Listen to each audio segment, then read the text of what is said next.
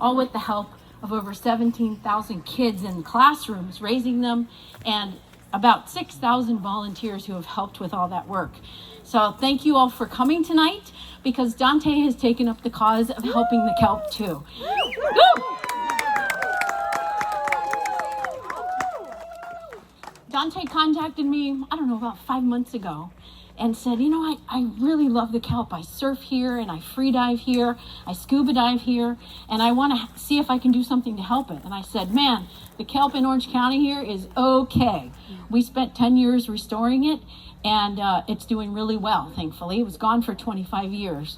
So I said, but there's a new dilemma. On the north coast of California, from about Monterey to the Oregon border, there was a dramatic change in our kelp forests. Starting in 2015, we actually lost all the sea stars on the coast of west coast of North America. This is a cataclysmic event where they just died off, here in Laguna too.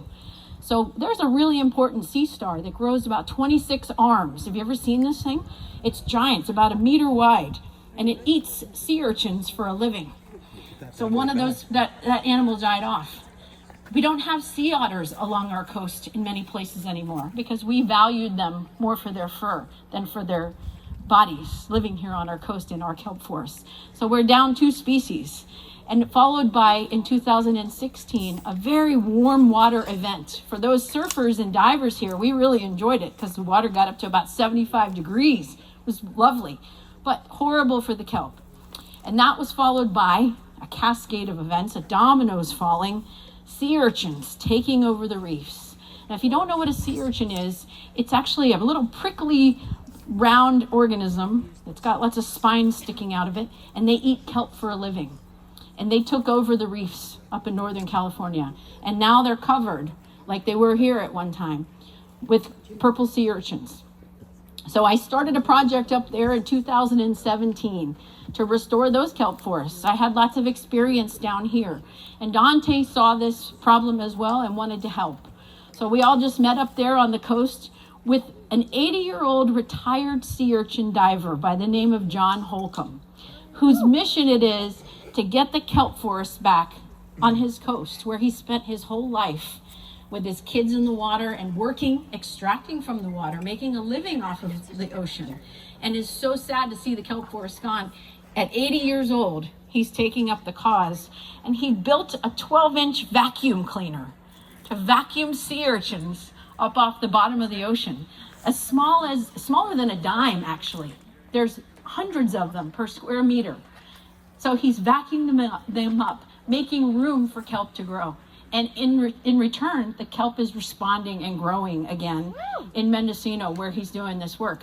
So Dante was just up there. We were up there visiting John just a couple weeks ago. He was out there free diving with John, watching him vacuuming up the sea urchins. You can look him up on YouTube. He's got lots of videos.